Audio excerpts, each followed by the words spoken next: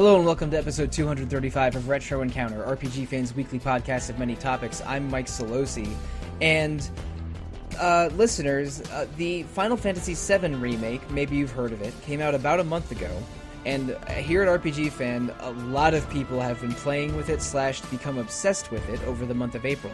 So right now, in the first week of May, with enough time to play the game and think about it for a while but set behind us, we are ready to talk about it a lot. So we are doing one of our spoiler casts, which is a bit of a, I don't know, maybe slightly redundant, because we always spoil games when we have game-dedicated episodes, but we're throwing that spoiler cast title on there because this game is pretty recent. And joining me for this podcast pretty recently is first, Alana Hagues. Alright everyone, let's mosey. I did appreciate Mosey being mentioned without the actual Let's Mosey line happening. I thought that was a good idea. That was good. Also a good idea for this podcast, Zach Wilkerson. Hi there. And Joe Padilla. Stairs. And and Peter Triezenberg, who I'm pretty sure beat this game less than 8 hours ago. Yeah, I did, and I would also like Aerith to beat me over the head with a steel chair. Mm-hmm. Whoa. That was... And here we go. That was the most brutal chair shot I've ever seen since Undertaker hit Maven. And right? Yeah. Mm-hmm. And that was the chair shot that had pro wrestling stop using chairs to the head. So yeah, apologies for the WWE discussion less than 2 minutes in, but gentlemen and ladies, this was... I'm not. We're going to talk about what our thoughts were going into this game, and I'm just going to say my bit right away. I think my expectations were exceeded.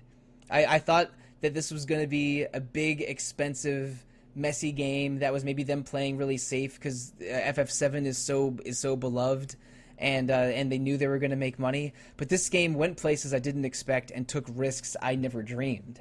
So I played it pretty quickly. I got the game about 5 days late, and then beat the whole thing in something like 10 days or 2 weeks, and I was riveted 90% of the way through.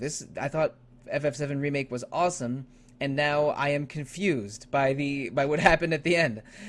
So let's continue to talk about our early impression, our overall impressions, and our expectations going in. Peter, what are your thoughts on this prompt? This is the most excited I've been about Final Fantasy in years. I think I'm pretty much on the same page as you, though. I played it. I got it when it came out. I went digitally because I'm not allowed to go outside right now, and and I beat it last night at 2 a.m. and I stayed up for another 3 hours because I didn't need sleep. I needed answers. So, Alana, you wrote the review for the website for this game, and which is available both in text form and video form. So, what were your thoughts going in and your impressions going out?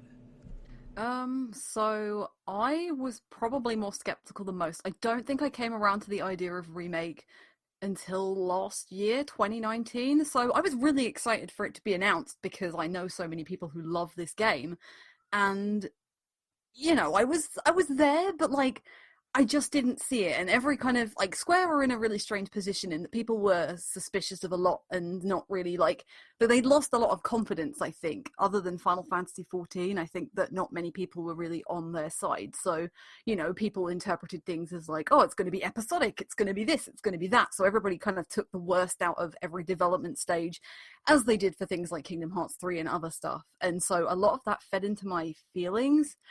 And then the E3 demo dropped and was no, I'm on the train, and I've pretty much been on that since then. Yeah. And I said this on Random Encounter a few weeks ago, but Final Fantasy VII Remake is probably the biggest and most daunting game I've ever reviewed and probably will ever review.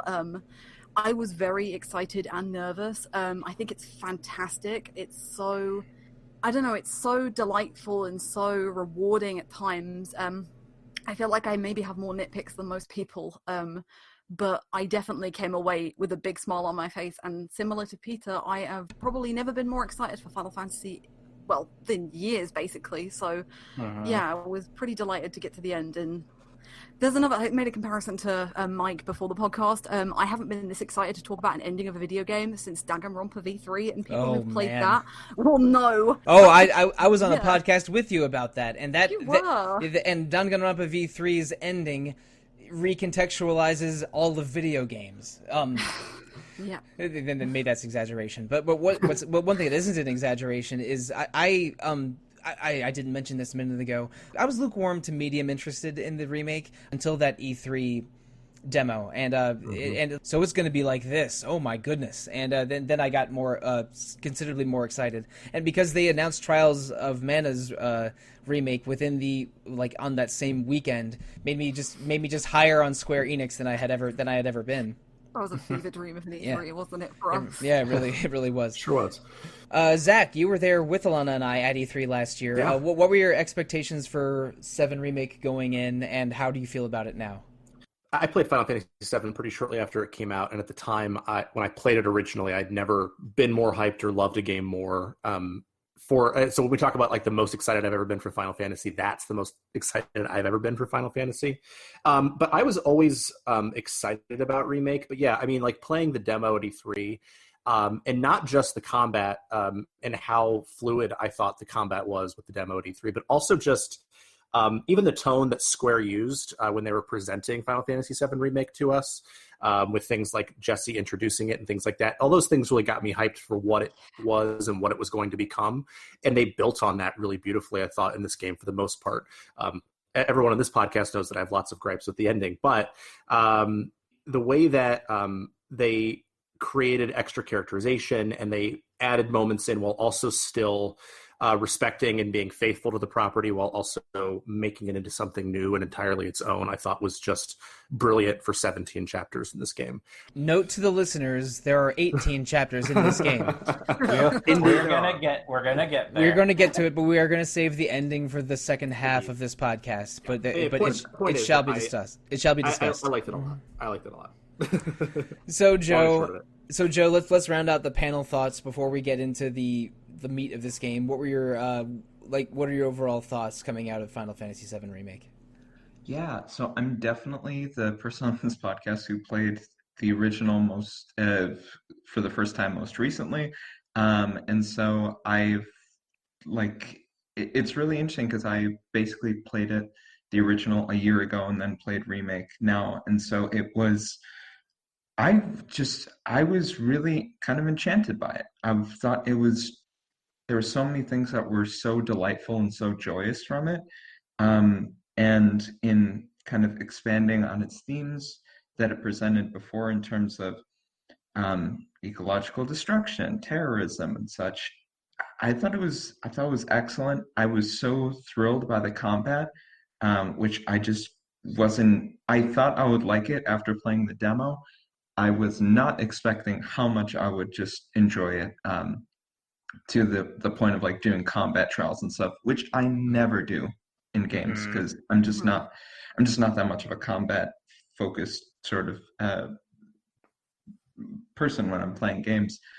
I think this game is fantastic, and I share y'all's excitement about where Final Fantasy is and where it's heading with 14 kind of firing on all cylinders, it seems, and this coming out. It is a very exciting time. That basically is going to set the stage here. Listeners, all 5 of us thought this game was awesome. So if you were expecting like a roast of the game, or Final Fantasy VII Remake at the Apollo, that's absolutely not what's going to happen. We are not Red Letter Media. No. This is we are largely positive, at least until we get into contextualizing the ending. But we're going to talk about our the changes that it made and our favorite and least favorite parts of FF7 Remake without going through it chapter by chapter. I don't think that's a very useful exercise for the kind of podcast we're doing right now. But we need to talk about a lot of things, but it's going to be pretty positive until we talk about the ending. I think I can say that with mostly confidence. Let's focus on characters first. What's either a new character or a change made to existing characters that we thought was really interesting or really or really exciting. I'm gonna go first again because I want to talk about this right away. I love Aerith and Tifa as gal pals. Yes. Right? That was great. Yeah, because in the original FF7, it's an RPG of that time. There isn't a lot of inter-character dialogue except in a major story scene. But I mean, RPGs have changed in 23 years. Now, like dialogue when you're just going through a normal area, or like or optional dialogue, or just more dialogue happening, and especially more voice dialogue. I've said dialogue 8 times in one sentence. That is much more commonplace now. So of course we're getting more interactions now, and the interactions between Aerith and Tifa are among my favorite in the game because it's two girls who are both, basically good people trying to do good, and at first they're a little uncertain of each other, like when you crash Corneo's mansion for the first time in Chapter 9, Tifa's like, Aerith? Who's Aerith? But then they just quickly become friends, and they are just awesome the whole time. I love Aerith and Tifa in general in this game, and maybe even more love the idea of them being friends. The fandom is already shipping them, so. Oh, are they? Man, they are. Where have you been for 23 years? But all the character interactions are great, but Tifa and Aerith are a particular highlight. I agree. They're just super wonderful. You really get a feel for these characters as people, which is I think it's a real strength of this game, and something they kind of built on from in a lot of ways. FF7 Remake feels almost like the game they wanted FF15 to be, if that makes sense.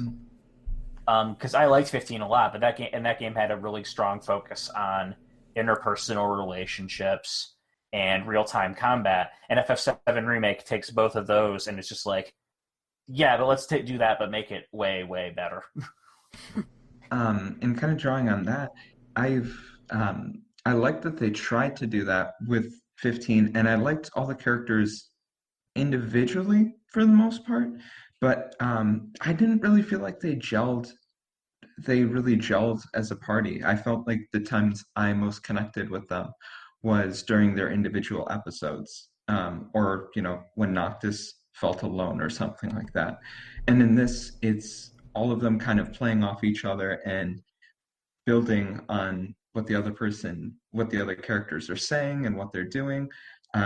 Just like the back and forth dialogue. Like, I think my favorite scene in this entire game is shortly after you first meet Aerith, and Cloud and Aerith are just going across the rooftops in the Sector 5 slums. Yeah. It's adorable. So magical. I loved the dialogue. I loved just kind of how seamless it felt in how they're interacting, and I thought it was just so sweet. I thought it was great. I mean, I think there's like a real warmth to the way they treat the characters here, and what I'm most impressed by is how they can get at the kernel of who the character was, like who Tifa was. Tifa's not very well characterized, at least in the first 5 hours, or even I think in general, all that well characterized in Final Fantasy VII in general. But they get at the kernel of who she is really effectively here, and they develop that with a warmth and also a respect for her character. And Aerith in particular, I know I'm repeating, but I think Aerith is a character who I loved 23 years ago, and they have just pumped her up with so much warmth and so much empathy and so much toughness too. I mean, I think that they just do an amazing job of picking on characters and who they were and taking them to their logical conclusion in this new sort of environment, but also coloring them in a really good way. And also obviously adding in new ones as well, like Jesse and Wedge, who we didn't know much about in the original. Mm-hmm. Oh, I love the way they fleshed out the Avalanche crew. Yeah. Wedge is a cat dad. That's the most important gosh, thing. that was amazing. Wedge is a cat dad, and I have never related so hard in my life. Also, the voice acting on Wedge is amazing. Yeah, well, he's it's Badger from Breaking Bad, which is Here we go again. which is Yep. Can we get weird about voice actors for a minute? Yeah, go for it. Let's do it. Okay, let's do it. Oh God, where do I begin? We talk about how Sephiroth is Superman from Supergirl. No, Right? let's talk about how the old lady in the slums, Marl, is Rita Repulsa. That's pretty great. Yeah. Yep. It's Wow. Barbara Goodson, who is Laharl in Disgaea and Rita Repulsa in the first season of Power Rangers. Of course, I went there. But yeah, there's a pretty diverse cast of voice actors. Some people that you sort of see in the cast of every anime, and some people that are lesser known names. But just a lot of fun casting in general. And I think they really gave a budget to the voice direction here, because there is a lot of effort put in. I can't think of a single bad performance. And Really? I can think of one. I can think of a few, definitely. We'll get into it. Okay, well, none of them are definitely John DiMaggio playing Heidegger. No. Because Bender/Waka is perfect. Oh, that was John DiMaggio? Yeah. I didn't that's realize amazing. that either. Oh my gosh. Yeah. What's one character or voice performance that we thought was a little underwhelming or bad? Because I was pretty taken by all of it. I think it's Sephiroth. I think he's terrible. Actually, I have a massive issue with Sephiroth as a character overall in Remake. I think, but I we'll get to it again because it's kind of tied to the ending. But yeah, I just think it's a combination of his voice being softer and also the script being all Xemnas from Kingdom Hearts. I think except without the dulcet tones of Paul St. Peter to exactly. Who is a wonderful human being. I thought that Sephiroth was sort of unsettling in a way that was successful.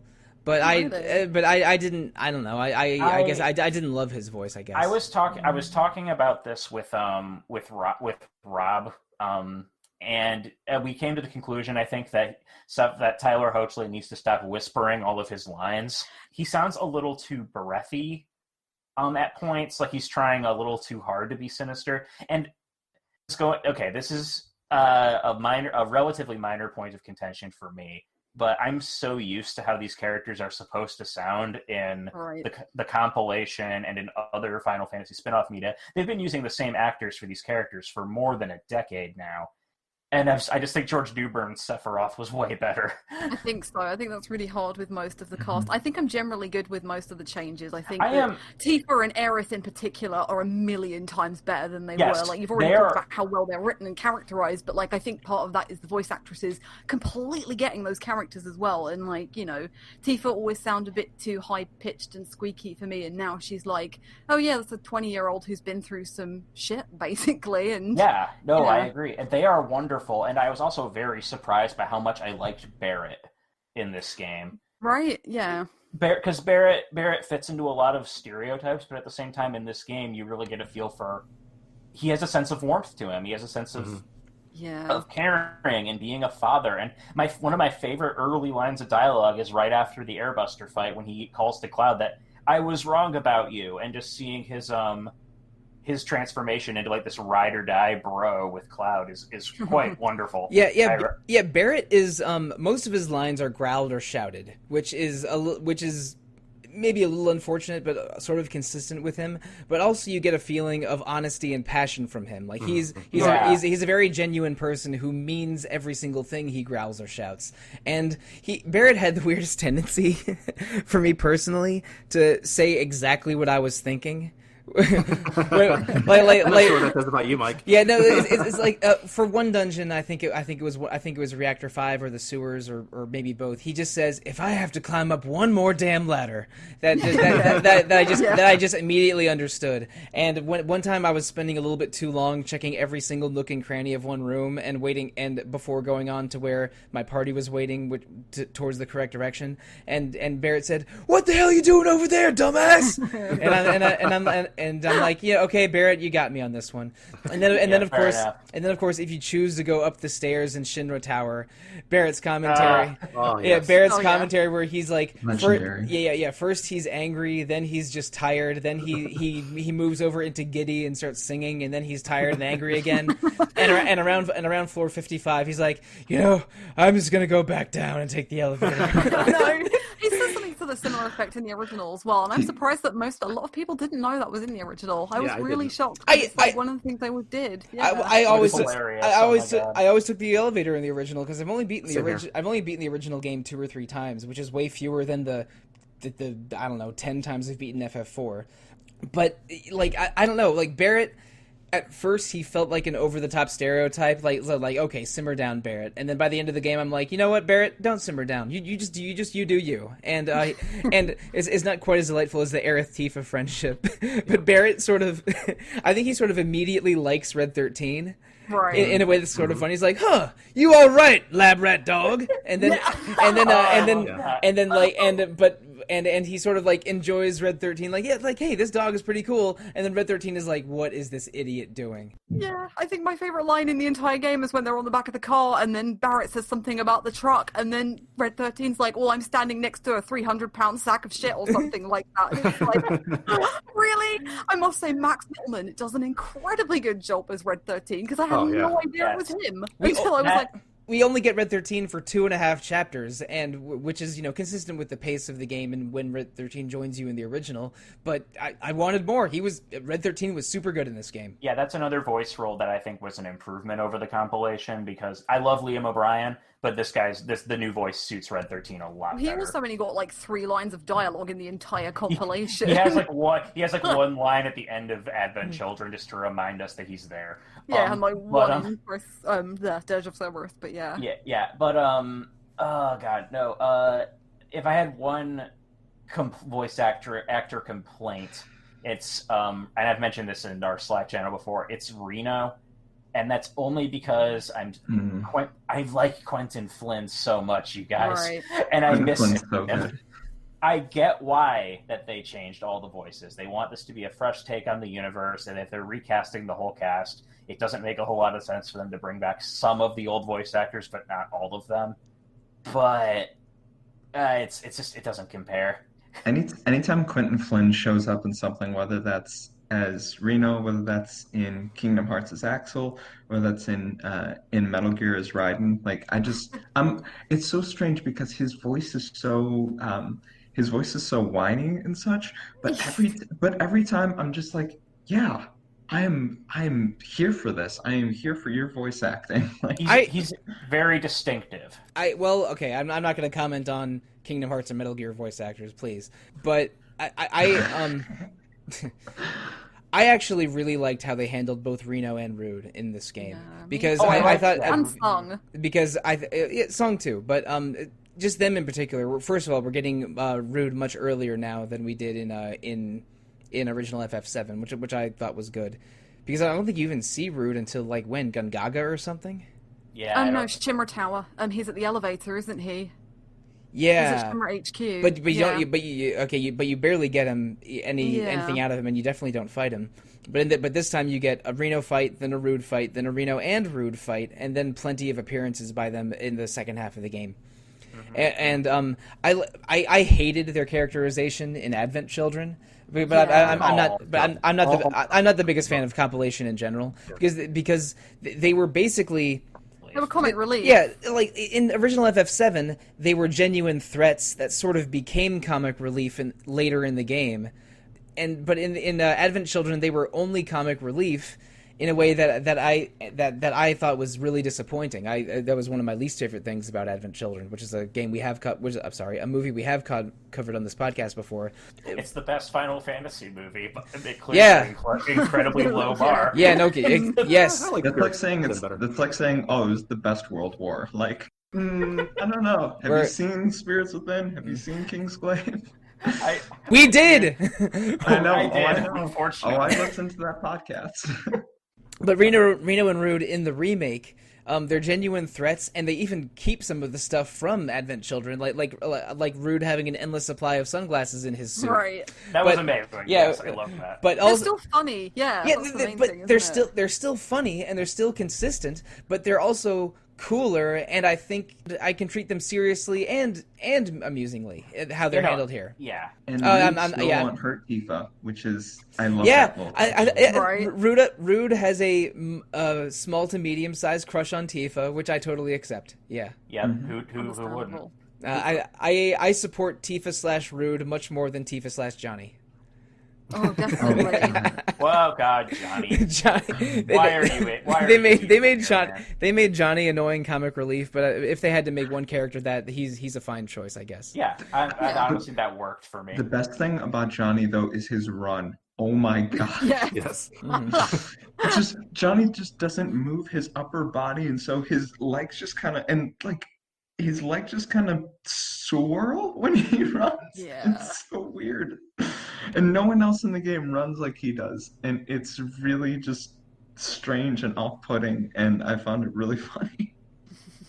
Yeah, even Wedge runs more gracefully than Johnny does, which is strange. But and speaking of Wedge, we mentioned how Wedge, Jesse, and Biggs are not new characters in this game, but got a lot more characterization, especially in Chapter 4, where Cloud goes on a mission with the three of them, where you meet Jesse's parents in a way, like half off screen, half unconscious, and Jesse is just a shameless flirt, but Love it. but a kind of extremely fun shameless flirt.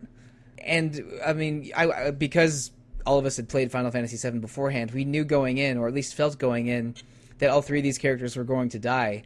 And this is a little bit emotionally manipulative of the writers here, but they really got us to fall in love with those three Avalanche members before the plate falls in chapter 12 or 13?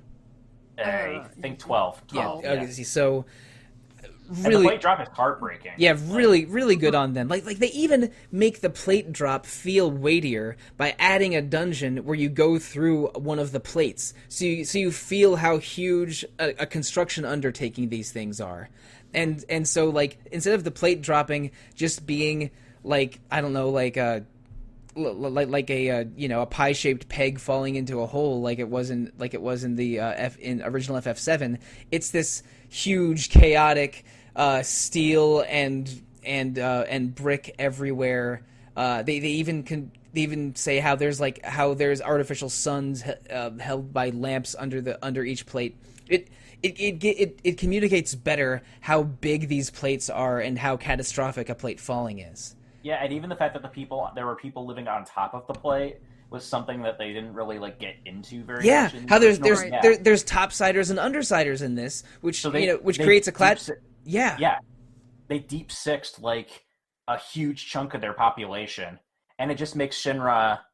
I mean, they were already despicable, but it really, really cuts deeper in the remake, I think, personally. They astoundingly made President Shinra more hateable in this one. Yeah, no kidding. All three of them, Yeah. Heidegger and Scarlet as well. I love the fact that Heidegger was just 100% Right. How worried they were going to make him all A lot po-faced. didn't translate perfectly, but yeah. And Scarlet using Shinra troopers as footstools. I'm 100% yeah 100% in favor. And getting off on materia growth. Yeah. That was a little weird. That was. I hope they recreate a certain scene with Scarlet from the second half of FF7 in the future one. I wonder what scene God. that is. Well, we'll talk about that at the end.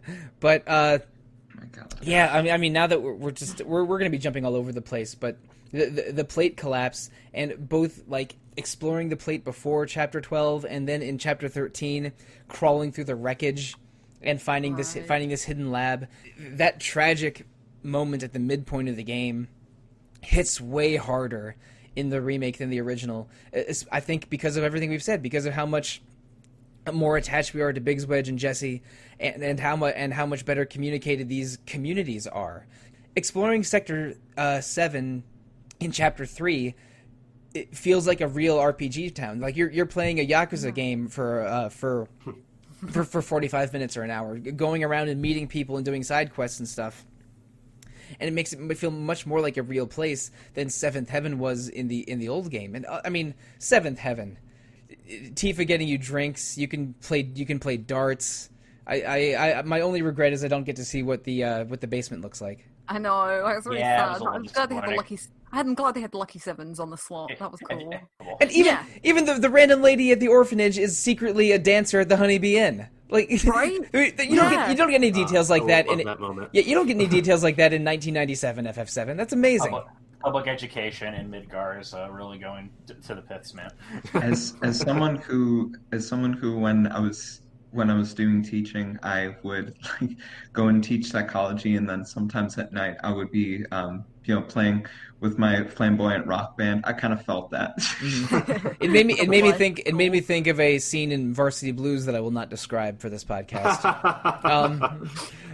Even small characterizations feel really powerful in Remake. And how attractive is everyone in this game? Holy crap. God. I have so many things to say. I mean, this might be like the horniest game I've played in terms of it actually connecting with me as a player, because they're actually attractive. But it's like horny in an incredibly endearing sort of way. Exactly. Like Usually it's in your face, I'm like, please stop. But this time I'm like, yes, I'm here for it. I think this game might be hornier than Tokyo Mirage Sessions, which I played earlier this year. And Tokyo Mirage Sessions had to edit out vagina bones. So what? The less we talk about that, the better. But like they just. I mean, this is a really pretty game, and they made everyone look so good that like I would be the opposite of surprised for any mini fandom about any character other than Hojo. Is this podcast going to be too horny? I mean, no, okay. Am I going to have to slap the explicit tag on? See, the thing is, like, for me, I'm not a very sexual person at all. And so with the game, because it's flirty, but it's not like hyper sexualized really. It's just like, oh, these are very pretty people and they're going to flirt with each other. But it's not going to be like, yeah, we're going to like hook up or something. I was really comfortable with that. I never felt like discomforted or like ew, or I don't want to see this or hear about this right now, because it was just cute. It was just flirty, going back and forth, like with Jesse especially. I thought it was so endearing and cute, which I really appreciated, because I've definitely played RPGs where that is not the case, and I'm like, please stop being weird about this. Like, but can love bloom in a laboratory? Yeah. Don't. I mean, Lucretia saw something in Hojo at some point, so, you know. Hojo tried to make love bloom in a laboratory when he locked Red 13 and Aerith in a cell together in the original game, which is a scene they thankfully did not recreate for this. And I should say, if Jesse is the most fun flirt in this game, I think the most intimidating flirt in this game is probably my favorite new character, Andrea Rodea. Oh, yeah. Andrea Rodea. What do you find intimidating about that? Intimidating is the wrong verb. Powerful, maybe? I mean, yeah, he could say anything to you and be like, yeah, I'm in, fine. Yeah, right? Kiss me. That is strong gay energy. Extremely, extremely powerful. Not gay energy. I think it's just sexual. I would just call it sexual energy. Andrea Rodea does not care about gender or anything other than beauty and movement. And he looks at Cloud in the Coliseum and says, that's a handsome young man, and he can really move. Invite him to the Honeybee Inn, and then the most amazing scene in the whole game takes place. They shortly managed to make afterwards. the cross-dressing scene weirdly progressive in a way. I'd say so. Yeah. Your mileage may vary, but I liked it. I thought. I think it's better. Like it's hard. Yes. Yeah. It's better, but I don't think it's it's still a little bit male gaze, because everyone is just really talking about how hot they are in dresses. But but also it's although Cloud going late, Tifa's like, Cloud, are you? Yes, got it, nailed it. So good. Yeah. And it I don't know, like this is not my original observation. I saw someone mention the cross-dressing scenes and the Honeybee Inn stuff in general. They said it was like straight people trying to write and depict gay culture, but in a way, but trying to do good and trying to be positive. Mm-hmm. And yeah, I think it's a fair reading. And I should mention I'm a straight male, so I'm not coming to this with any foreknowledge or a specific feeling about it.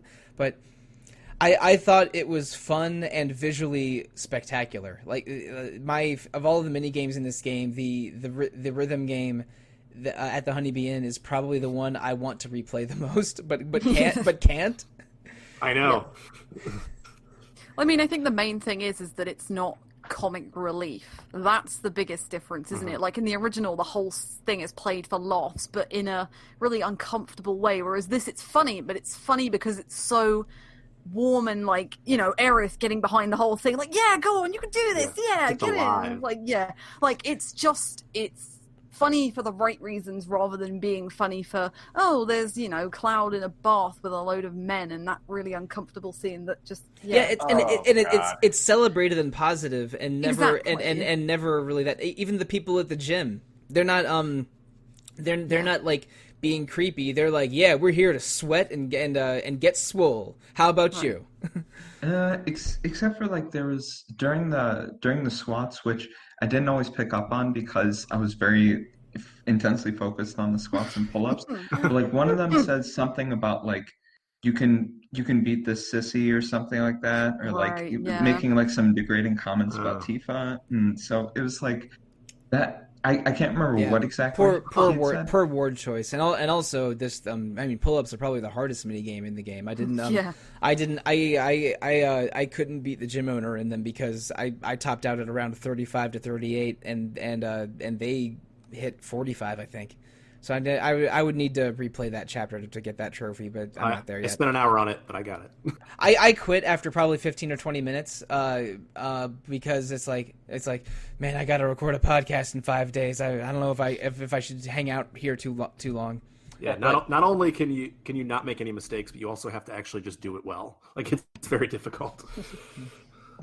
I agree with a lot of stuff around Wall Market being wonderful and stuff, and with Honeybee, and I think it was like a lot of, you know, non-queer people like showcasing a more queer / diverse setting, and like, yeah, it's not like it isn't perfect or something like that, but it's so much better than so many of its contemporaries, and I at least really appreciated that. I was like, yes, thank you for something that doesn't like that. That I would have to do some critical thinking more about, like, you know, deeper ideas on male gaze and such like that, to be I don't know, discomforted or something by it, just on like a base level playing through it. I was like, yeah, I'm good with this. This is a rhythm game. It's fantastic. It was a slightly weird rhythm game in that it was asymmetrical in how they would present you the button prompts, and sometimes they were even obscured by the scenery or by Cloud or Andrea themselves. But it's so flashy. Yeah, but I've played a fair number of rhythm games, so I was able to get, you know, a good rating enough to for Aerith to cheer 3 times at least. Yeah, there you go. The I also liked the other two Wall Market leaders. I thought that whole side quest was actually very interesting. Chocobo Sam and the massage lady. Yeah, Madame M's rage was like everything. Yeah, she was amazing. You better shell out for a worthwhile massage, otherwise, you're in for a world of pain. Yeah, I did. Chocobo Sam, Madame M, and Andrea Rodea are an amazing trio of kingpins in Wall Market, and Wall Market is like almost, I think, a more fun version of Chapter 3, where they give you this semi-urban setting to explore and do side quests in. Again, it briefly turns into a Yakuza game, but I thought it was great. It made Wall Market feel much more like a real place in a lived-in setting than 1997 Wall Market. Yep, Yeah. I agree. Do you think, like, those side quests at Wall Market, maybe you like them or feel that that's better more because those side quests are tributes to how you get the dress in the original game? Because that's what all of them are. I did ignore that. Because I had issues with more side quests. Like, the earlier ones just felt like really typical to me, and there's a couple later on. Yeah. I think generally they're okay, but like these in particular, because they played off of, you've got to do the squats, you've got to do the dressmaker thing, you've got to do the hotel thing, you know, kind of thing. Step it. Yeah, you've got to do like all that, and it plays to the originals and is a homage to it, but like that's not how you get the dress anymore. Yeah, so I think the side quests got better as the game went on. Some of the later ones in particular, I enjoyed going back to the one underground dungeon and fighting the behemoth. Like, that's the kind of optional content I love in RPGs. Yeah. Here's a secret little boss fight. You don't have to do this, but it's neat. Yeah, a cool boss fight that re-explores a setting, but a little bit more quickly, and gives you a pretty good reward, because all of those that's what you want out of side quests. And I thought maybe 9 was a little bit much in chapter 14, especially since I didn't get the achievement because I missed picking up the letter somehow. But but you can't do all the side quests in one playthrough anyway. You have to go and redo Wall Market because there's 2 branching paths there. So yeah, it depends on who ends up endorsing you at the end or whatever. But it's I thought sometimes, because I was compelled to complete them all, I felt like there's maybe a bit too many here. Right. But I missed one music disc, and I am mad. I did too. Yeah. I missed. At least, that's my kind of side quest. I'd have to check a list, but I did miss at least one. But I thought it was cool that you can pick up weird, goofy music remixes either from vending machines or jukeboxes, or by walking by someone and hearing the music change and asking them what they're playing. That was really good, and again, that was one of the best things from 15. Was buying you could buy video game soundtracks and play them in your car, and I'm glad this is becoming a thing in the Final Fantasy universe. Mm-hmm. I think it does kind of highlight one thing that probably I don't know about critical of. It's just different. But with like the nostalgia and such, and the warmth of this game, I think it gets away from some of the desperation and sort of grimy, like some of the grimy urban setting of the original game. Like it feels more warm, and it feels more like there's still desperate moments and such. You didn't think the slums in Sector 6 or Sector 7 were grimy enough? I think there's too much daylight, personally. Yeah, there is. It's way sunnier. I think it's too. Yeah, not that it's too, but it is. But if they were attempting to, when I was playing through the original 7, it felt like this is a community on the brink of collapse in a way, and it felt seedy and such in a way that even Wall Market I don't think really captured. And it's just a different feel. I got different things, and it touched on different ideas playing through the original versus the remake, whereas the remake is more comforting, I think. Yeah, I think there's like an oppressiveness almost to the setting in the original Midgar, and I don't sense that as much here. I don't necessarily have a problem with it, because I think that it sort of matches, I think, the slight change in tone with this game. I do think this is just a warmer game than the original. But yeah, I mean, I think in terms of like feeling constricted, even though like you're almost on like a track for most of this game, Final Fantasy 13 style, until chapter 14. It still didn't feel. I'm basically just agreeing with you, but yes, I agree. I sort of don't agree. I think that the reason you feel that way is probably mostly because of lighting. Like the slums are darker in original FF7, but in this game I think that by trying to flesh out how the construction of Midgar is and how manufactured it is, they talk in detail about the lamps over each sector. And there's even for part of one dungeon, you have to shut off the lamps above, I think, Sector 5 to get to the maybe Sector 6 to get to the to get through the plate to the Sector 5 reactor.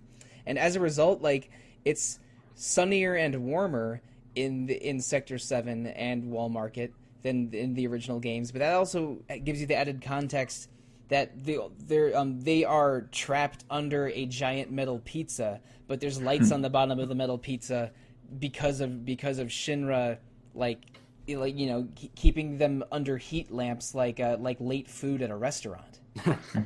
I diegetically I agree with you, Mike, but I can see where Joe and Zach are coming from, though, because the lighting is still a choice made by the developers, even though there isn't an in-universe reason for it. And I always got the impression, at least in the original 7, that Sector 7's slums were almost like in perpetual darkness. Yeah. And I understand. Okay, I get diegetically there's a reason for this, and it doesn't bother me. I still felt like you felt that. I think I definitely felt the poverty of the slums especially when you go to chapter 4 and you get to see what a normal community looks like in. But at the same time, I could see like there's like at least for a couple parts of it when it's like just this bright sunny day and people are just going about their business. It's like, okay, this is a little more chill. Yeah, well, I mean, if you overhear people's dialogue, there are certainly characters who are talking about not having food and not having clothes and things like that.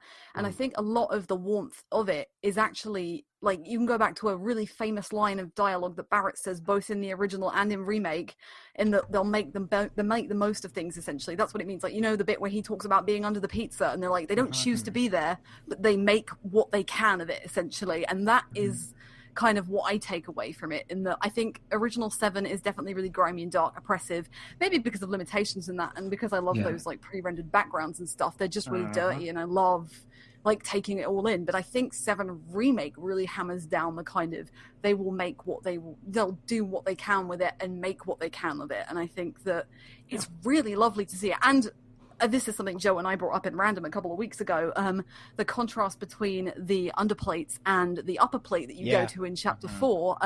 Like, it's cold and dark, you don't see any people there, all the lights, well, I mean, it's night anyway, but like, every time you're on the upper plates, it's dark. When you're at the Shimmer Tower, everything, it's dark. You don't get any sense of warmth from that, so there's automatically like a difference in atmosphere deliberately to hammer home that, like, poverty and the class difference. But I think there's something artificial about it.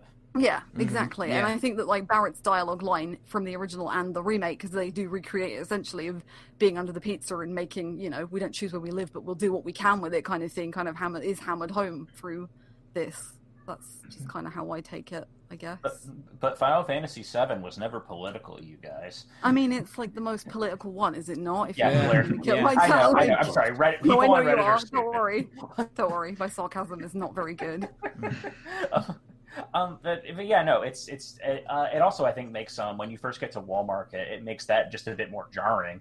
Right, and that's another thing. Suddenly, you're not surrounded by the people who are on rough times, but they're making the most of it. You're in like a seedy nightclub area, and just going district, isn't it? Yeah. Like in the original, it's not a pleasure district. It's just like so a back much alley. Yeah. Grosser in the remake, I think. Like just going into back alleys and like people are like threatening you and stuff like that, and everybody's vomiting. It's something that's completely immoral and illegal, but is allowed to exist. And you even can find the middle manager that sasses you on a train in chapter 2, waiting in line for the Honeybee Inn. I didn't notice that. In chapter 9, yeah. It doesn't create exactly the same vibe as 1997 FF7, but I think it feels more lived in and more fleshed out in a way that I really appreciated. Like, of course, I agree. But they give it more dialogue and more game and more playtime real estate to do so. But your mileage may vary on this, but I also really liked Leslie. No. Oh yeah. You didn't like him, okay? I really liked him. I thought he's a compilation character. I know that much. Yeah, I don't know. I just found him really forced, and I found quite a few of the new characters really, really forced. Actually, Roach in particular. I kind of liked Roach. I like Roach, but like, what's he there for? What are you doing? Why are you touching the bike? Stop doing things. He's just really, really horny for his motorbike. I really thought Roach would come back as a mid boss in like chapter 17, or I thought so too, or in some future bike action, but it never happened. He feels like a waste of space. I was waiting for him to do a comeback during the highway escape, and it didn't happen. Yeah, and also I don't know, the compilation character I disliked the most was probably that thief girl in chapter 14. Yeah, Kyrie. Yeah, Kyrie was weird. She had some fun animations, didn't she? Yeah, no, they gave her a lot of animations and really tried to make her something in chapter 14, but it really felt like, you know, like aiming at the wallets of people that buy figurines of a certain type of waifu. I didn't like it at all. Right. Well, I mean, they know their market. And did you notice that she was on the train in chapter 2? Yeah, I did. Yeah, I did. Because I wondered, like, it kind of gave me a strange feeling, because I was like, oh, what's her significance going to be? Because, you know, you have all these regular characters, and then you have like The person who looks like a Velvet Room attendant. Exactly, yeah. And so she didn't really end up having too much significance. So, But I get she again. Her and Leslie were both from one of the spin-off novels, and I liked Leslie a lot. I mean, I thought it was okay. It's interesting that they have kind of a middle manager for Corneo who screens the auditions and also kind of like turns heel at the end. But I also liked his little quest. I thought that story was if anything, he turns face at the end. Yeah, I don't know exactly. I thought his little quest and the story about his fiance was kind of tragic. I wish they hadn't included the story about the fiance. Me too. For him being an extremely pragmatic gatekeeper for Corneo, I thought that was fine. It's like, oh, okay, this guy works for Corneo, but he's trying to tell Cloud and Aerith like it is. He's like, hey guys, you really don't want to do this. I thought that was all right. I thought they tried to stretch him a little bit too thin by having him secretly hate Corneo and have this whole story about a fiance and like a lot of the second half of chapter 14 stuff involves Leslie. It's like I didn't need all of this. I didn't need it, and I don't like it. It's probably my least favourite part of the game. I really hated going through the sewers again and fighting Abzu for a second time. Why are we fighting the same boss? You know, like, why? Don't it forget, was so padded. And don't forget chasing a pig rat for 20 minutes. Oh, Jesus Christ. I have to go through the Hagues again, the pig rats and everything, and I was just like... I was kind of losing it, because I'm like, I want to do the shit. Oh, and the weird bats that stun you. I wasn't a fan of any of that. Yeah, that whole sequence, and that whole time, I'm also trying to find like Corneo's stash for one of the side quests. Right. And being afraid I'm gonna miss it. And so it took me like almost an hour to get through that ridiculous dungeon, and then the Sahagins. I hate the Sahagins. I'm a little bit amazed we haven't talked about gameplay at all in almost an hour. Oh boy. So yeah. In the interest of having this podcast go under 2 hours, the gameplay's good. Yeah, it's real good. Yeah. Anyone got any criticisms? No? Great. Moving on. Okay. No. I have one criticism. Is it about it being? Is it about? You better not. Yeah, Peter. Is it about it being turn based? No. I'm surprised. I like the combat a lot. I like how it feels. Once you get a chance to experiment with it, I really got it. And I got a feel for it. I was really enjoying myself. But I have two criticisms.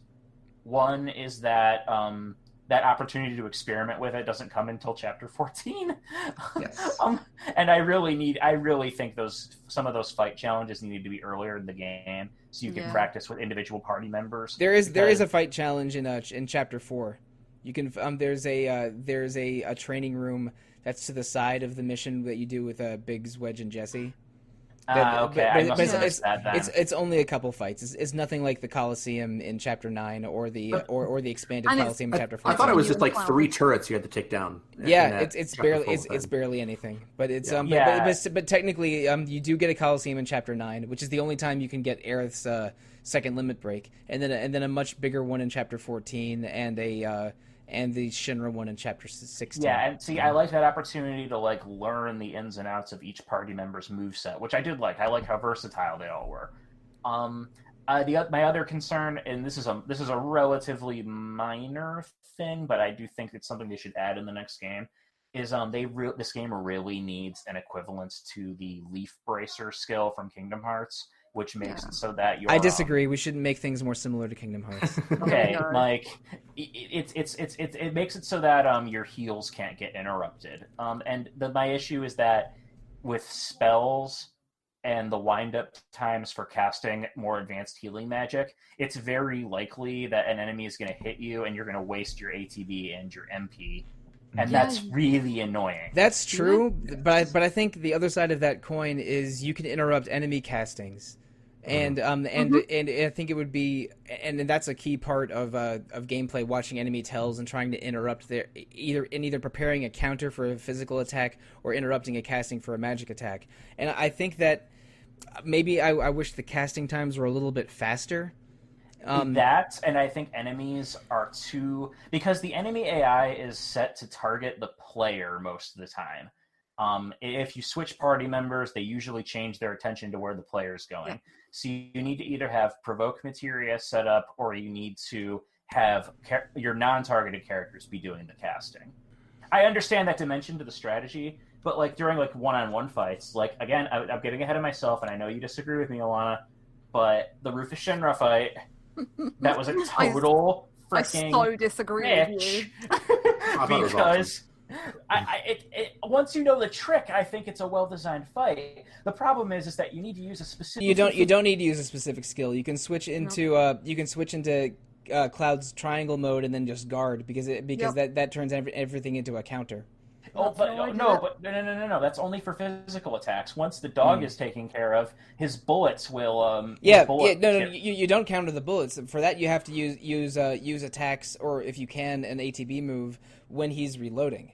Yeah. Yes, but his attacks push you away from him, so you can't hit him while he's reloading. That's why you should judiciously guard and position yourself well. I think the larger complaint here is that this isn't true for every boss fight, but most of them have a mechanic or a trick that is really key to making the boss fight more doable. And whether it's figuring out the rotating elemental weaknesses of Hell House, or targeting the wheels in the last part of the Eligor fight and not the first part of the Eligor fight, or when to counter the his coral pet and then guard against his bullets against the Rufus Shinra fight.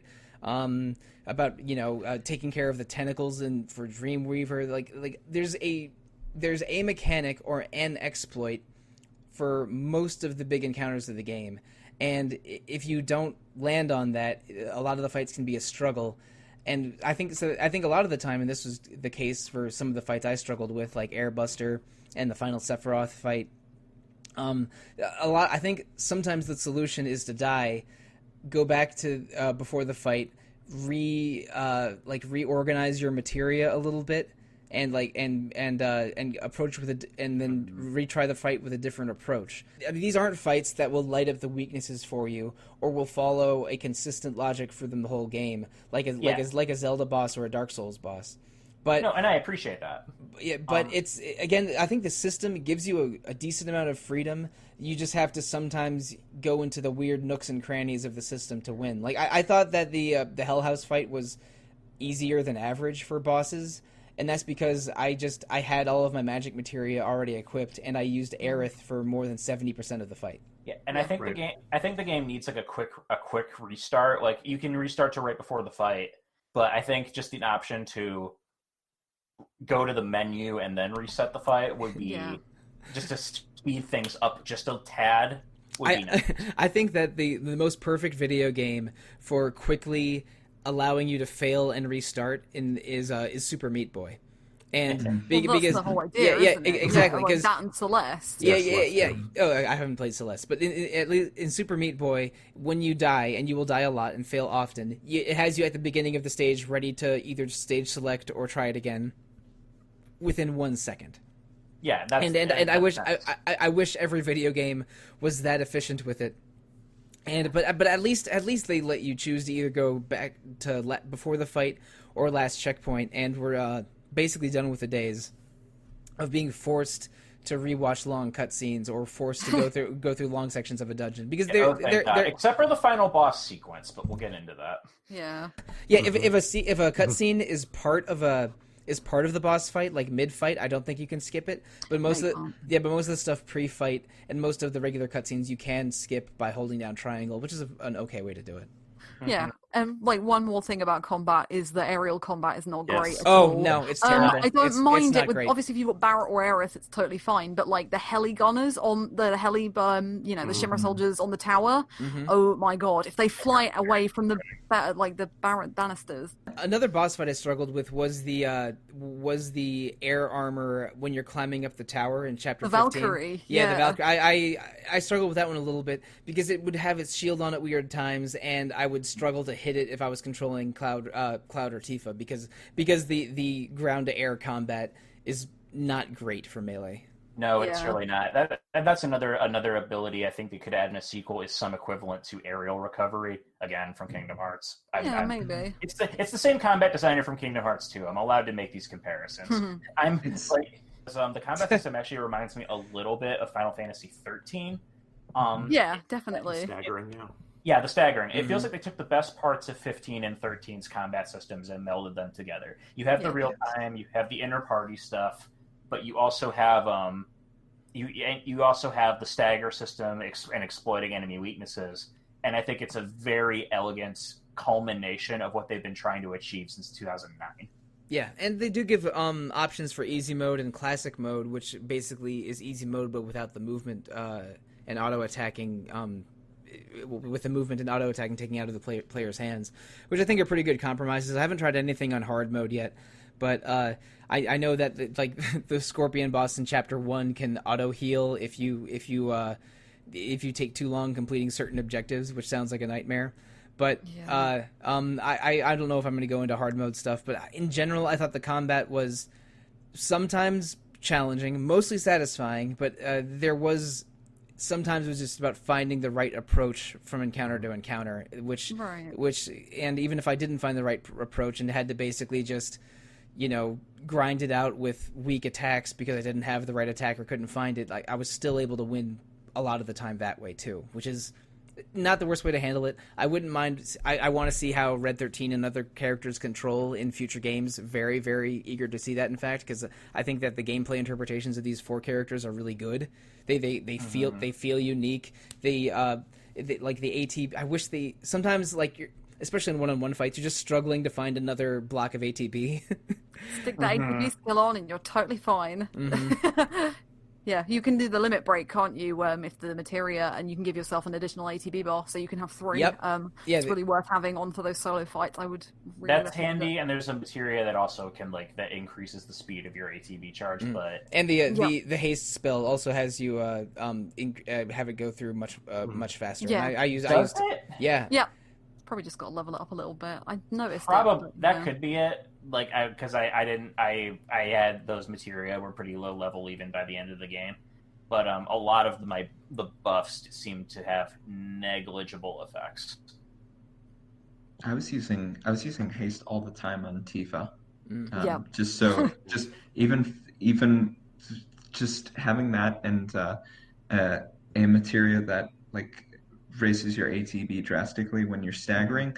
It's so nice because you stagger a boss or a mini boss with that, and you just have Tifa dive kick for days. That and Star Shower, doing that. Yeah. Oh my God! No, I used her chi attack where if you're fighting a stationary, if you're fighting a stationary enemy, chi was awesome. For staggering, you don't get True Strike until near the end of the game, but it's like her best move. Towards the end, and just use two unbridled strength, and then press triangle, and you win. They made Tifa so fun. I thought she was the most. I probably took the most damage as Tifa because she doesn't have as many defensive tools as Cloud. Oh yeah. But she was Tifa's combos and just mashing square and triangle at the right moments as Tifa is maybe the most fun basic combat. Yes. I actually really enjoy playing as Barrett. I took your advice, Joe, and I turned him into a white magic tank. And I enjoyed it so much that I was annoyed that I couldn't use him for the final fights. Right. And my Aerith was not set up properly, and I had to reset and fix her materia. Overall, I really liked especially also that the items you had to use ATB for that, which could be annoying, but it eliminated the problem from 15 where you're in a boss fight where it's way past your where you should be at in terms of level, but you're able to just kind of bust through it by just using your 99 Phoenix Downs. You should never die in that game. It is impossible to die in 15. You have to actively try. And that was a big problem with that game's design. Because you could just spam items whenever. Oh my God! I also think these are the best vending machines, at least since Nier Automata. Agreed. These are very good vending machines. I love vending machines that dispense weapons as well as CDs. Yeah. Weapons, CDs, materia, and potions, and they have like ads for potions, like their energy drinks on the on the vending machines. Yeah. Like that. That's all. It's very great. Fallout inspired, which I was not expecting. It's cute. I appreciated the little poster for Benora Whites. That was a cute Right. reference. That was a cute Crisis Core reference. Thank you, Square. Thank you for giving me that. Put Crisis Core on the PlayStation Store, you cowards. I think I think they can't do it for music and likeness rights reasons. Yeah. Okay. You want to bet that Gash just has Tetsuya Nomura blocked? Like, Probably. like he called him like every day, and Gash looks out the window, and Tetsuya Nomura is playing Eris theme on the accordion. Sadly. I mean, these aren't like compilation references, but my two favorite cute little nods to the original were the save symbols on the benches, and in the final dungeon, I suppose, which is the secret Hojo laboratory, you had to use a phone system to phone between Tifa and Aerith and Cloud and Barrett, and it had PHS on it, which is the original way you saved in the game in Final Fantasy VII and changed your party around with the PHS phone. Yeah, they had to like, because I don't think cell phones were hugely widespread in 1997. Right. They had to sort of explain how a cell phone works and call it the PHS. It's cool. So this is a completely minor quibble, but everyone has smartphones in Final Fantasy VII Remake, but this is messing with the canon of Cloud and his Sony flip phone. Yeah, but don't forget the compilation doesn't exist. Apparently, it's not. Either didn't exist or it's at a past timeline. Yeah. Well, yeah. We will get to timelines very soon. We will get to that. I have theories. It does get rid of the best line from Advent Children, which is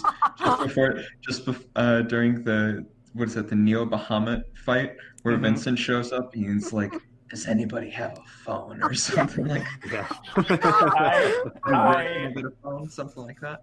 I will forever stan Vincent's quest to find a cell phone, and then trying to figure out how to get Yuffie to stop calling him. Right.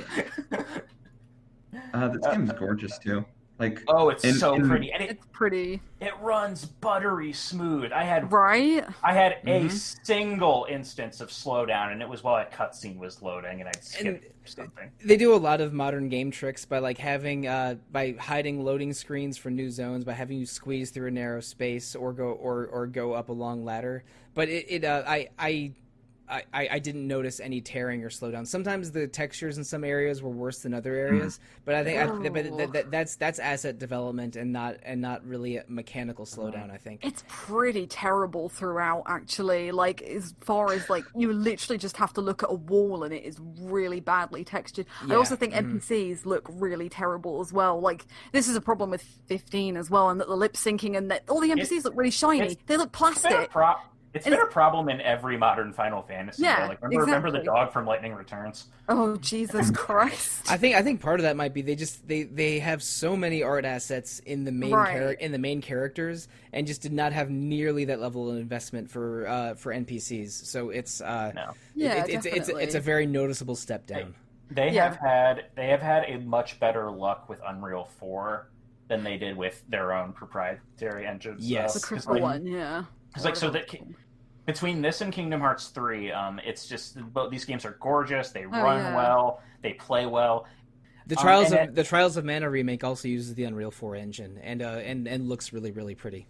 Yeah, they're just having so much better luck, and I hope that they just have had so much better luck with Unreal 4, and I really hope that they keep that going forward, because I think it's going to make them not take a decade for each new game.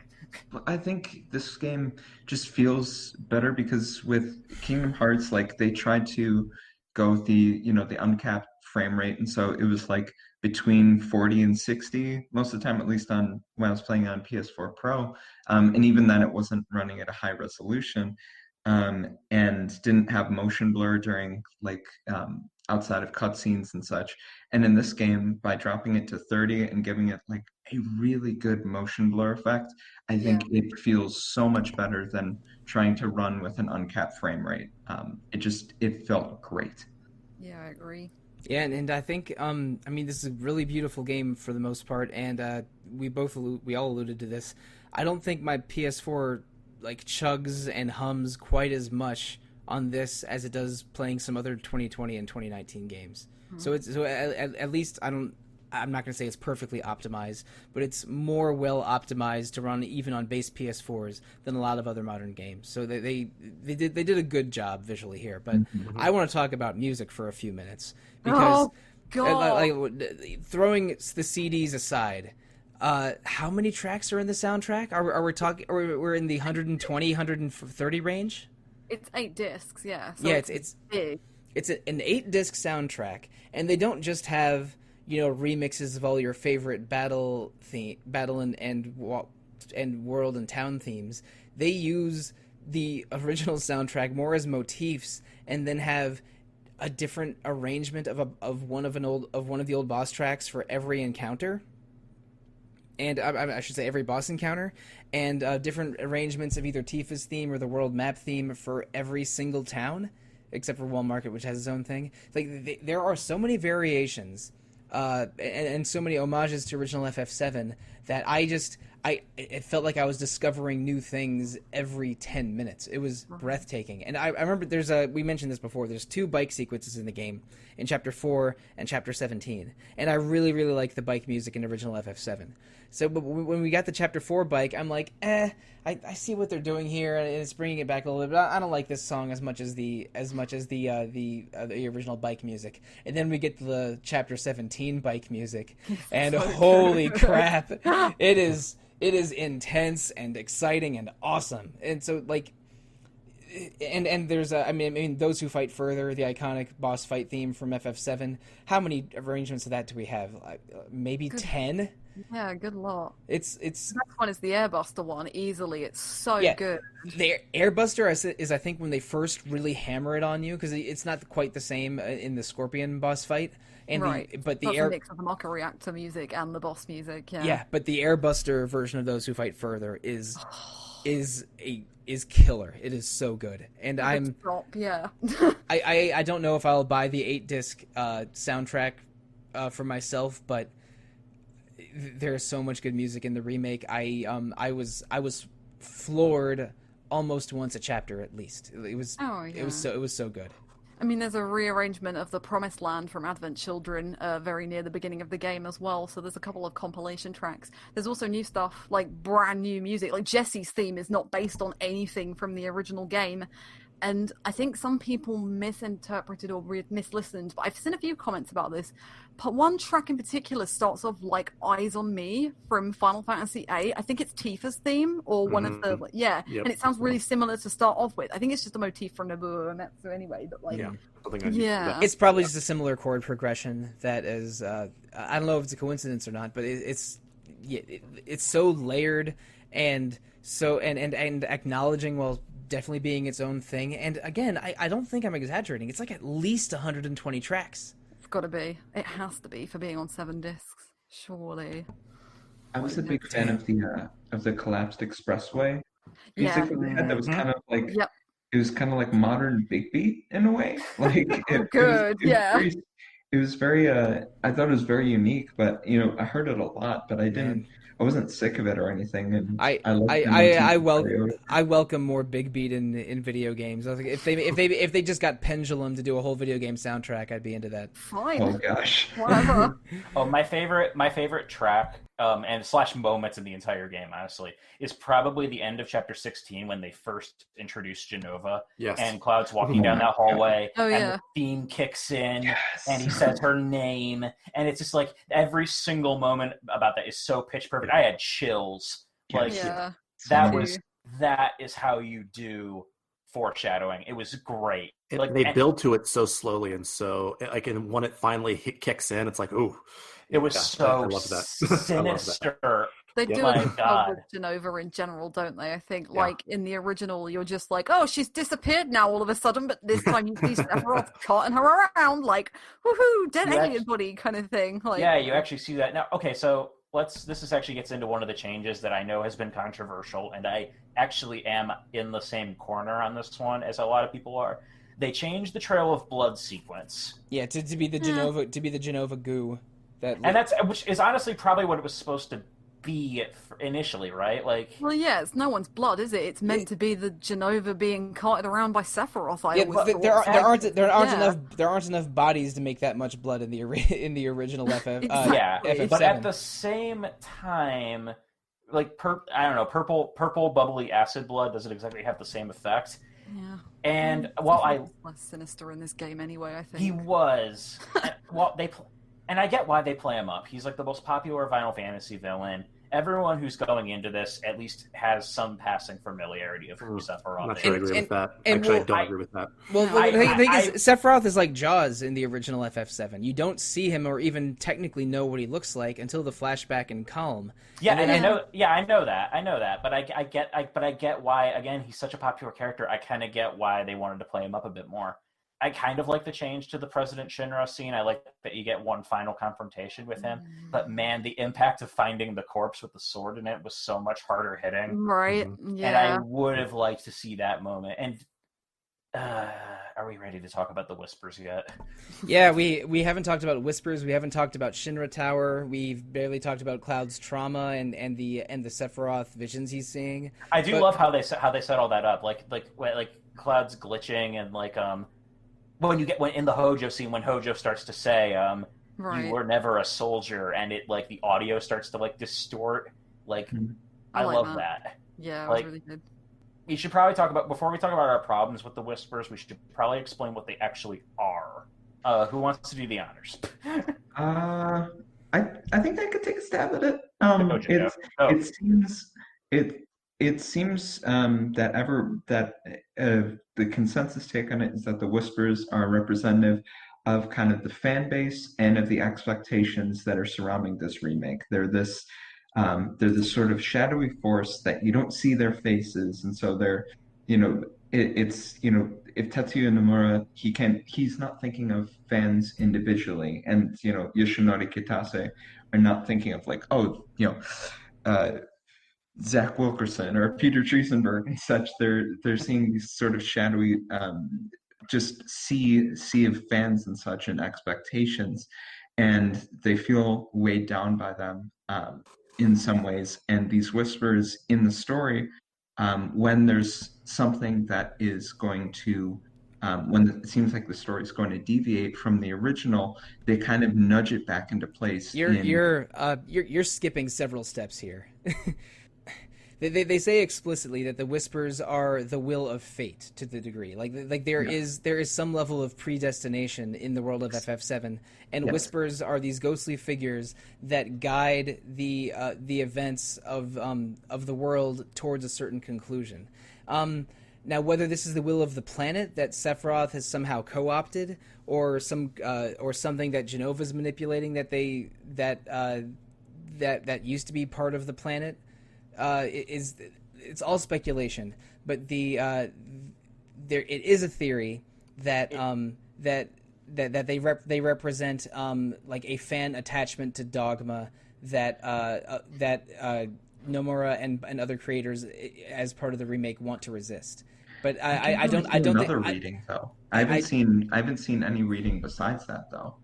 I think it's pretty explicit that they're there as an attempt to make sure, diegetically, like in the context of the story, my guess is that what they are is that the planet. I think Aerith does it stay at one point that they represent the will of fate or the will of the planet, and that the planet knows that the events of Final Fantasy VII follow through to their logical conclusion. Humanity will die, but the planet will survive. It shows scenes of Meteor during the final boss sequence. You see scenes of Meteor and scenes of Aerith's death, and even the epilogue with Old Red 13. And Aerith's death is critical for the planet's survival because her death is what allows her to enter the life stream and lets the life stream and cast holy and all that jazz at the end. But what we're getting a little ahead of ourselves. I actually think it's really I knew the twist going in, because I asked Alana literally when her review went up and was like, and I was like, I need to know. Just tell me. I don't care. And I think for the most part, until chapter 18, it's very clever how it's set up. I like how things will happen that happen differently, and then the Whispers will show up to correct it. Like Cloud might not go on the second reactor mission, so the Whispers injure Jesse to ensure that he does. Cloud finds out information he's not supposed to early. Like when Hojo's about to spill the beans about who he was, the Whispers show up to intervene. I think that's and at times they even help the party, like when Sephiroth stabs Barrett in the president's office. The Whispers bring him back to life because he's not fated to die here. Yeah, or they undo the stabbing somehow. And Joe, I wasn't necessarily disagreeing with your interpretation. I just think you skipped several steps going ahead to these Whispers as representations of fan expectations and not what they are in the logic of the game world. They're Dementors. Yeah, they do look they do look like Dementors, and I think that their combined mega version looks like Urizen from Devil May Cry 5. It looks like a dark side from Kingdom Hearts. Yeah. Like it's a giant behemoth with long tendrily like extensions and big claw hands. They're the biggest addition to the remake and probably the most controversial change. I think because some fans really did want a faithful retelling of the original, and the game is explicitly addressing that, but also because Chapter 18 is a huge pill to swallow, and they kind of waffle it in a lot of areas. I'm going to make a point that I think I told Alana before we recorded, but it's also going to be the stupidest comment any of us makes on this podcast. I think they deliberately called it Final Fantasy VII Remake instead of just Final Fantasy VII or Final Fantasy VII Remastered, because the point is they're not recreating FF7 wholesale or necessarily completely faithfully. They are remaking the FF7 story. This is not a retelling. This is a remaking, and remake doesn't necessarily have to mean recreation. No, it doesn't. Yeah, but it's and this is where I have some problems with the ending, and which we did discuss before recording. I think it's all a little too on the nose. Like having it is incredibly on the nose. Having representations of fate involved from the whole game, and then like shaping itself into a giant fate demon with 3 miniature fate avatars that you have to defeat in order to be able to change the predestination of the world. Which, again, like I sort of like the cheekiness, and I sort of like the visions of the future sort of appearing in their heads and whispering away, as in like as almost the creators directly telling fans it might not go this way this time. Like I sort of like I like that as a concept, but it is just so on the nose that even in the more powerful moments within Chapter 18, I rolled my eyes a little bit at it. Yeah. So the reality is that anytime you do a remake, you have to tell a story that stands on its own, and it's going to live outside of that. And so them just saying like, oh, hey, we're going to change things, and let us like sort of red underline cran it with this anime garbage thing. Like, sorry, I don't like it at all. No, I don't. Yeah, I don't like that sports section at all either. It's like, look, because they don't do a good job with Sephiroth. I disagree with Peter that the idea that like everyone knows going in. I've talked to people who know nothing about it going in, and they don't do anything to characterize, and they just throw all this stuff out there. And to me, it just seems like a cop out. Either you tell a story that works well on its own, which they did for 17 chapters, it worked. And then in the next one, you tell a story that works well on its own. But now it's like, well, we're going to change things, and if it doesn't work, well, tough luck, because it's our story to tell now. And that really is patronizing to me. Yeah, it's really hard as well, because it's literally a drop in Chapter 18, and you have no in-game time to digest any of this change at all. No, you don't. I could have done with one more chapter, maybe, or like it being dropped. Like it doesn't come out of nowhere. Like the Whispers. There are bits earlier on, like when Cloud first meets Aerith, he sees Holy dropping in, like, hitting the stones. Like, he sees that. And it's like, something's happening. And that was the first time when I went, hang on a minute, how are you seeing that? That doesn't happen yet. That's not happened for you. There's a bit where he sees Aerith's death and starts crying. And I actually like that scene a lot. Yeah, me too. Yeah, but like, it's just Yeah, there are moments leading up to it that work really well, and I like the general idea of what they're going for here. I like the idea that they are going to change things, and I like the idea that they had a literal first reason for why they can change things. Yeah. But I like that too. And my favorite thing about all of this is just the gut punch of the community right now. Everyone that's beaten the game is some combination of excited, upset, and alarmed about what might happen. Yeah. I like that, but I don't like how they did it by having you defeat a literal representation of fate, which really clumsy. Yeah, which is probably I think. It goes from like 7 to 11 really fast. My theory is, again, avoiding the thing about like developer idea versus fan expectation, is that there is some level of the planet guiding its own fate, but Sephiroth and or Genova or both has corrupted it and is trying to bend it to their will. And you're fighting the evil, like, Sephiroth corrupted version of that is my thought, but which is probably wrong. But I mean, that would make sense, because otherwise, like, them fighting, they seem to essentially be fighting for Sephiroth at the end there. If that's not the case, yeah. So I mean, and Aerith letting it go forward, that makes sense. This is my problem with the final boss sequence, less so, and what it implies for that. Because yes, I agree. The motivations are very unclear, because Sephiroth also seems to want to break free from Destiny. I think he wants to create a timeline where he can win. And this goes back to this is a reach, but I've been thinking about this line of dialogue from Advent Children ever since I found out the twist. And there's a bit where Rufus is talking to Kadaj, one of the remnants of Sephiroth, and says, the life stream, if all souls return to the life stream, and that is the very nature of life and death, then history will inevitably repeat itself. Yeah. If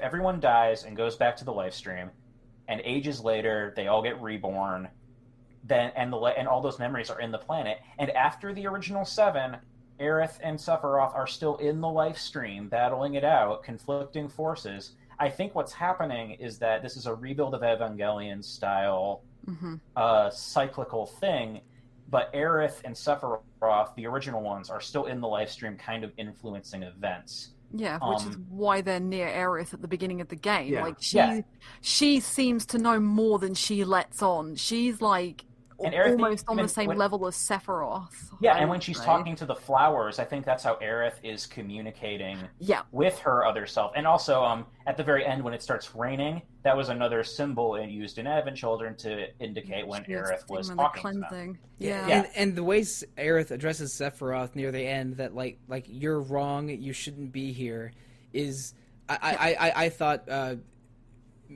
was more suggestive that Sephiroth was a corrupting influence, and I mean, which he is. Yeah. But you could interpret it as Sephiroth wants to summon Meteor, and the planet also wants to summon Meteor to cleanse itself, or Sephiroth is corrupting the will of the planet to go to that end, and Aerith wants to resist that. We're reaching really far and thinking far ahead, but there's a lot of reaching to do. Yeah, yes, but one thing that is very clear is that again, going back to my dumbass remake comment, we can't assume that the next that part 2 or later parts of the remake project are going to be even as close to the events of FF7 as this game was.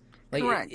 I think they'll deviate farther than this game did, and that is, again, you will be some combination of excited, upset, alarmed, and I'm much more on the excited, alarmed section of that triple Venn diagram, but it's so much to deal with.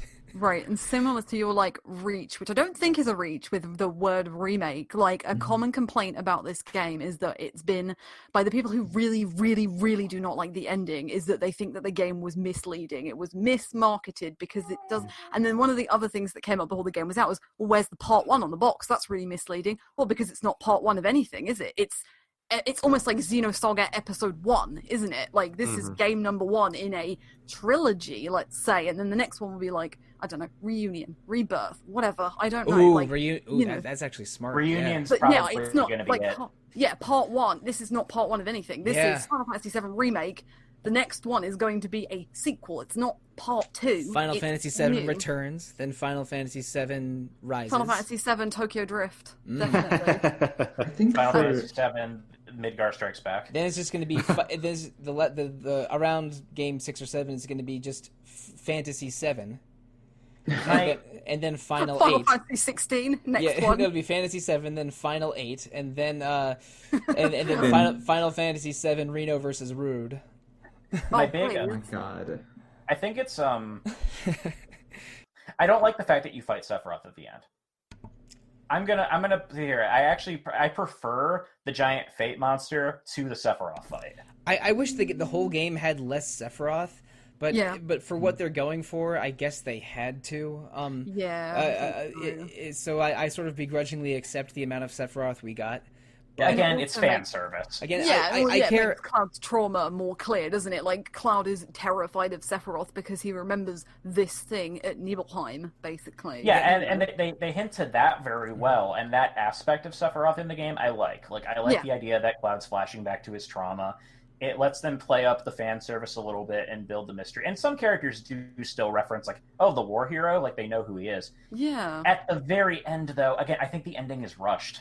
It feels rushed. Yeah, I really could have done with it a chapter earlier. Because suddenly everyone is just willing to go along with this. But, so I have one theory, is that, so if you notice the Genova boss you fight is called Genova Dreamweaver.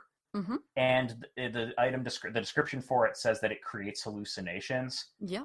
I'm not 100% sure that what was going on at the end may even be real. But maybe not. That would be a writing one way to make me hate it even more than I already do. That would be I agree.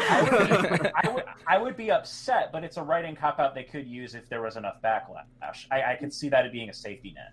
And I really hope they don't do that, because that's what I don't either. Don't like about 15's DLC. It was a cop-out. I want them to have conviction in their own story. Otherwise, you're just going to rise a Skywalker. Well, we know that Genova was transported there because, I mean, we see Genova gone, trail of purple goo. Then I assume, my assumption is that a small piece of Genova mutated into that, maybe and was probably from the body of a clone. Yeah, you see one of the clones, so it's the same deal as the other games. Yeah, exactly. I think all, or at least most of the representations of Sephiroth in this game were a clone taking on his appearance and messing with Cloud's head. Because just like the original. Yeah, because there's clones everywhere. But my feeling is, I thought that chapter 16 and 17 were two of the strongest chapters in the whole game. I loved how they handled the Shinra building and lots of various parts of that. I'm less thrilled about the drum dungeon, but there was, like, I liked a lot of parts of chapter 16 and 17, and I love the feeling of uncertainty that you have and the ideas presented after, like, as the credits are rolling. But chapter 18, chapter 18 itself is a mess. It is it is either too literal an interpretation or too rushed a sequence or sequences chained together too rushed that I don't totally believe in. That I think the ending is not a misstep, but one of the weaker parts of the game. It's just clumsy. But again, I love 16 and 17. Mostly dislike 18. Then love where we are now, and it's such a confusing feeling that I'm not going to say I hate the ending or that I love the ending, but it's just a lot. I'm glad you're on the same page as me, even though I beat it 3 weeks ago. I'm like, oh, okay, someone else. I mean, in all honesty, I don't have a problem with where they're going to go forward with it, but it's so sloppily executed that it makes any future implications to me seem like, oh, this is what you think is going to be a good execution? No. Well, it was like I was telling you before the podcast, Zach. Like, I think we're mostly on the same page. That I think the execution was really sloppy too. Mm-hmm. I just like the ideas that were presented, and I don't know. With modern Final I think Fantasy, the ideas are implicit, I guess, is what I'm saying. Like, implicitly, a remake means this thing. So I already knew you were going to do it, and you have to do it in this really sloppy fashion like that. That Again, it feels like it's taking the worst of both things. Like you're doing something that's going to upset people, but you're also doing it really badly, even if it excites them at the end. Like to me, that's what's frustrating. It's kind of depending on where exactly they're going with this. If they're trying to make more of a clean break from Final Fantasy VII, I think something that's going to need to happen is that I guess Kitase can stand for a producer because that's more of his role now, but they should probably, and I hope this is the case, that Tetsuya Nomura isn't directing it and Kazushige Nojima isn't running the scenario for it. But no, what there's a name in those scenario credits that everyone is ignoring, and we have to remember, co-scenario writer Motomu Toriyama. Yes. Right. Mm-hmm. Is that the person who wrote the FF10 book about Tidus? And the guy who wrote 13-2, and Lightning Returns. If there is a problem in your scenario writing, that's it. I have plenty of other things to blame Tetsuya Nomura for that I'm not gonna focus on the FF7 remake. But I think. Can we talk about how Zach? We need to talk about one more thing. Oh yes. Did Zach live? Well, I don't know. The parallel timeline. There's a really strange line of dialogue that we've all avoided, which Sephiroth says to Cloud near the end, and he says, 7 seconds until the end, time enough for you, perhaps. What are those 7 seconds? And I think one really popular theory is that the timeline splits here is because Cloud saved Zack in those 7 seconds in a previous timeline. I don't know how much I believe that, but I do think there is an alternate timeline where Zack is not dead, basically. But still, but there's only one Buster Sword. It's right. There's exactly. we don't know what happens. One of the big things. Yeah, we don't know what happens after Zack seemingly survives the attack that kills him in original FF7 and in Crisis Core. But what that opens up, though, is that if they do some kind of multiple time and space big final battle at the end of all this, they can bring in Zack from another timeline to help out. So it turns into the ending to Bravely Default again. It turns into the ending of Lightning Returns. And that, yeah. When you say things like that, that does not give me faith. Yeah. Well, I'm just saying. Oh my God! It's set up there now. I love garbage like this, so I'm totally here for it. Did you also hear the theory that those 3 Fate avatars you fight? The main theory is that they're Cloud, Barrett, and Tifa from the future, which would make sense. But also that they're Kadaj, Laws, and Yazoo. Yeah, I've heard that as well. Yeah, it's just so much. Like, you're saying you're ignoring the compilation largely, but then you throw in things like that. Like, there are some really cool nods. Like Kunsel obviously is brought up in the Shimmer Tower, and then you have the line that Zack says. He says, embrace the dream kind of thing. Like, in the price of freedom is steep. Yeah. I actually like what they did with compilation stuff here because outside of Crisis Core, I think all the compilation stuff is anywhere from terrible to truly terrible. But I like that they nod to it in ways without ever having to make me relive it. Except, again, the building slashing. In Chapter 18. I don't even like Crisis Core, and except for a few specific pieces of it.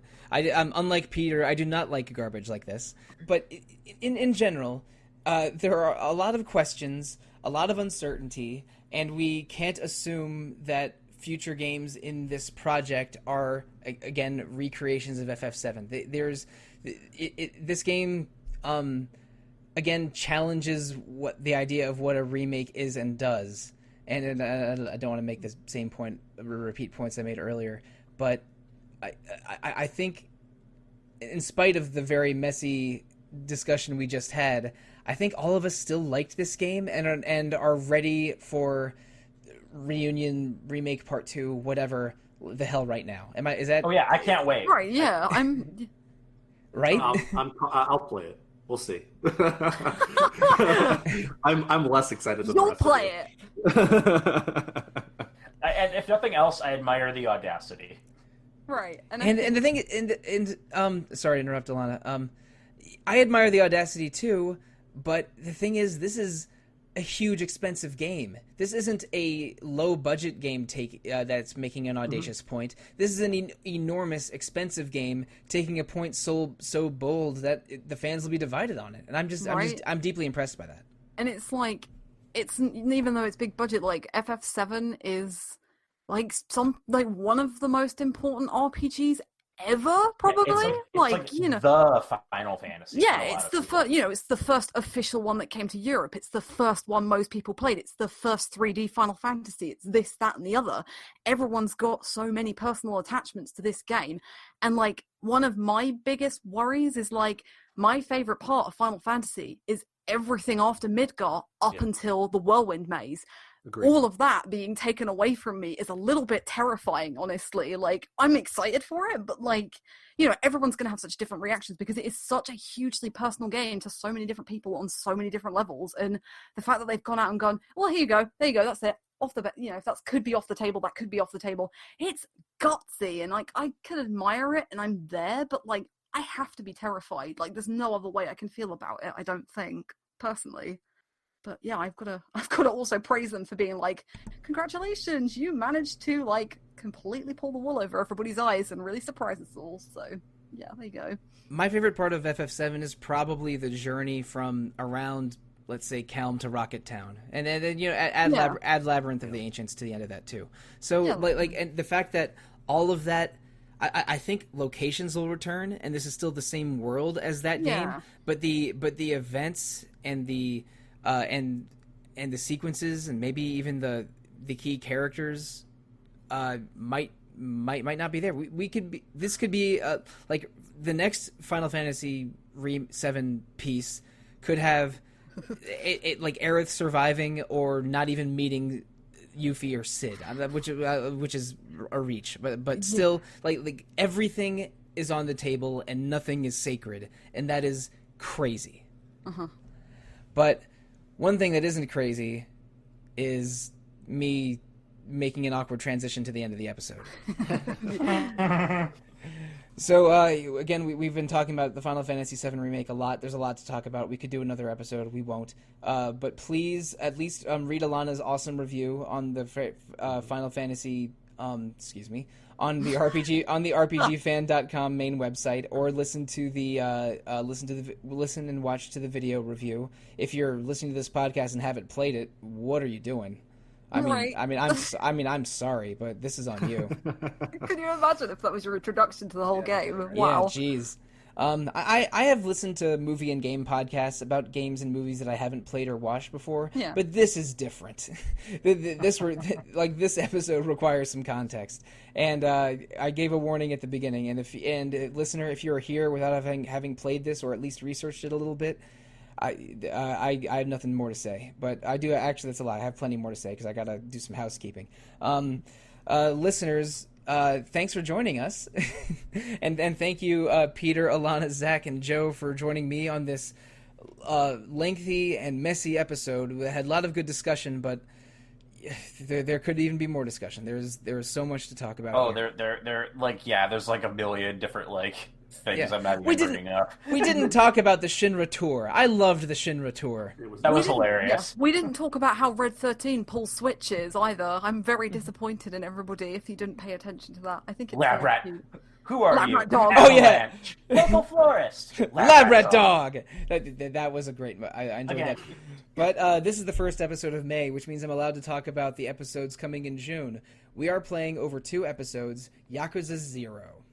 Yakuza is a game that's gotten a lot of discussion on RPG Fan, especially on Random Encounter in 2020, and it's a game that a lot of RPG Fan staff are passionate about, and other RPG Fan staff, including me, are curious about. So we are going to have simultaneously one of our most retro and least retro games ever, because Yakuza 0 takes place in the 1980s, but is definitely a game that's less than 5 years old. So Yakuza 0 coming to Retro Encounter in June. But what about the rest of May? We have an episode on the Game Boy Advance coming next week. We're going to be talking about a bunch of Game Boy Advance RPGs, many of our favorites, probably not all of them, but a lot of them. But one we're not going to be talking about on that episode is Mother 3, because Mother 3 is getting 2 episodes all on its own in the second half of May. And I finished playing Final Fantasy VII Remake last night, a little bit earlier than Peter did. And I need to start Mother 3 the hell right now. Like later today is when that is getting fired up. So yeah, please look forward to Game Boy Advance and Mother 3 this month, and Yakuza 0 in June. If you want to contact us, the best way to do is to email retro@rpgfan.com. You can also visit RPG Fan's Facebook page, Instagram page, Twitter page, Discord server, Twitch channel. There's something streaming every day on Twitch. Our YouTube channel, which has some of the same content on the RPG Fan news page and all kinds of other stuff, which it's growing more every day. And there's also 3 other fine podcasts on RPG Fan: Random Encounter about randomness, Rhythm Encounter about music, although it hasn't had an episode in a while, and Phoenix Edge, which is a weekly podcast mostly focused on current events.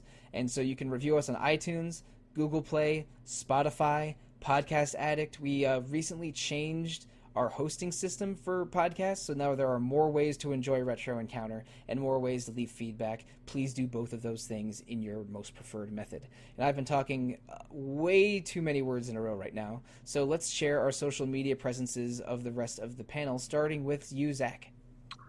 You can email me at zachw@rpgfan.com, or you can find me on Discord at zachw. And Joe, go next. So, because I'm one of the social media people, I'll probably be replying to you on Facebook or Twitter. But you can also find me on Discord, on Twitter, and on Instagram as @EvaLeast. And Alana, your turn. So you can find me on Twitter at Alana Hagues, or you can drop me an email at alanah@rpgfan.com. And Peter. You can find me, PeterT@rpgfan.com if you want to email me, or on Twitter at IHaveFury. All right, and as for me, you can find me on Twitter at TheRealMonsoon most of the time, at Evoker for Dogs other times, and on RPG Fans Discord, I am Monsoon Mike. So, panelists and listeners, I am tired and hungry and need to play Mother 3, so those 3 things are going to happen in some order later today. Thank you, good night, and good luck. Life can be hard, it can be bitter, but we can make it oh so sweet. Here at the Honeybee, in every moment is a treat.